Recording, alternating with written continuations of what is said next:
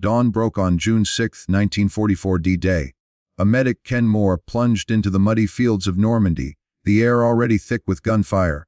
Freeing himself from his parachute, he pushed towards a small village. Spotting a church marked with a prominent red cross, he rushed inside. There, he met Robert Wright, another medic. A brief greeting, a shared understanding, and they were instantly at work. This was the dawn of a legendary episode. "I am Ken Moore," he stated. "Right, Robert Wright," came the reply. Just as the church doors burst open, injured soldiers flooded in, shattering the quiet. Their only resources? Individual medic bags and pocket first aid kits woefully inadequate for the growing tide of casualties. Outside, the war escalated, German forces pressing into the village, turning every house into a brutal close-quarters brawl. Inside, the cries of the wounded tormented Ken. He couldn't merely stand by. Protected solely by his helmet's red cross and armband, he ventured out into the maelstrom. Grabbing the church's old wooden wheelbarrow, he sprinted across the exposed road. Several houses away, a German soldier sighted Ken's distinctive form. Raising his rifle, finger on the trigger, he had him in his crosshairs. But then, he saw the red cross. His finger relaxed, the shot unfired. "Medic! Medic!" a voice cried. Ken reached the other side unscathed, finding 101st Airborne soldiers already tending to the wounded man. Together, they loaded him into the wheelbarrow, and Ken dashed back. He traversed the open road, ducking through a storm of lead, finding brief safety back within the church.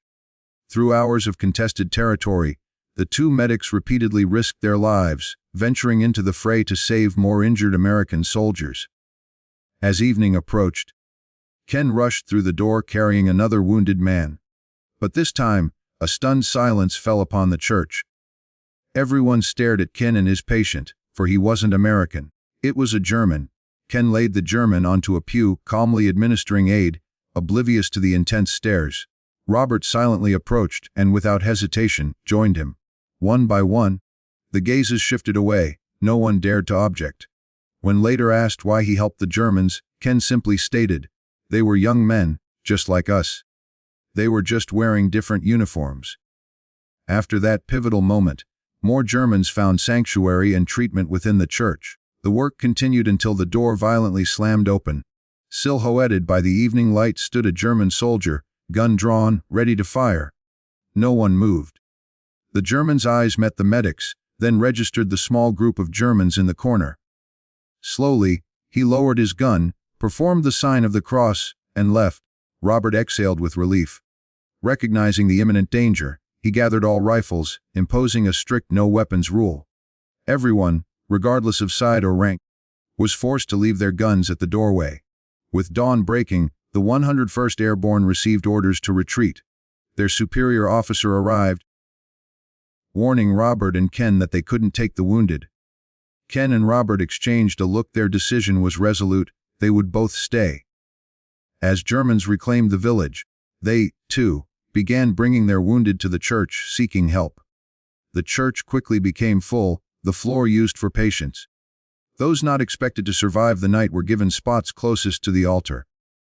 The night passed, and a thump echoed at the door. A German officer and his men stood at the entrance. As they stepped in, Robert firmly stated the no-gun policy even for them. The officer smiled, nodding to his men. They hesitated but complied. Inside, he thanked the medics and asked what they needed. Robert replied directly, "Supplies and a doctor. I can get it to you in 24 hours."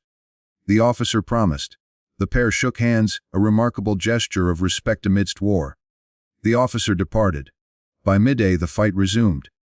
The screaming eagles pushed back with renewed vigor, regaining lost ground. Throughout this renewed chaos, the medics braved the open. This time, however, something truly unprecedented occurred. Helt.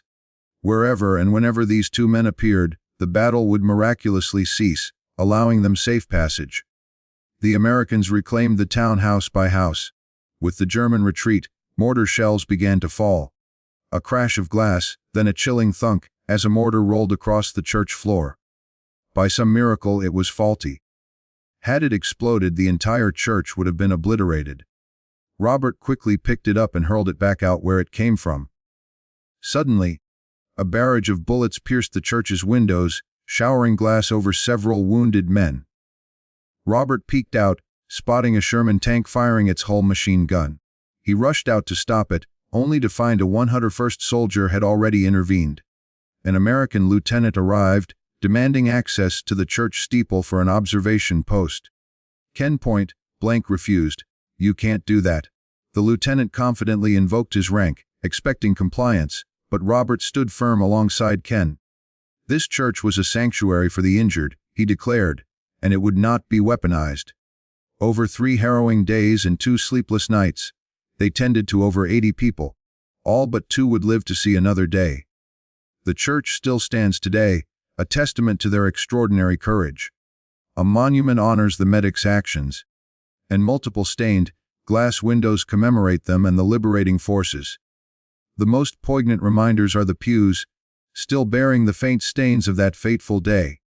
An unassuming cracked tile marks the spot where the mortar miraculously failed to detonate. Wright wished to be buried in the church grounds, but bureaucracy made it impossible. Yet, his will prevailed even after death. Somehow, some of his ashes reached France and were interred in the churchyard. There, a simple plaque, REW, marks the place where the brave medic finally returned home.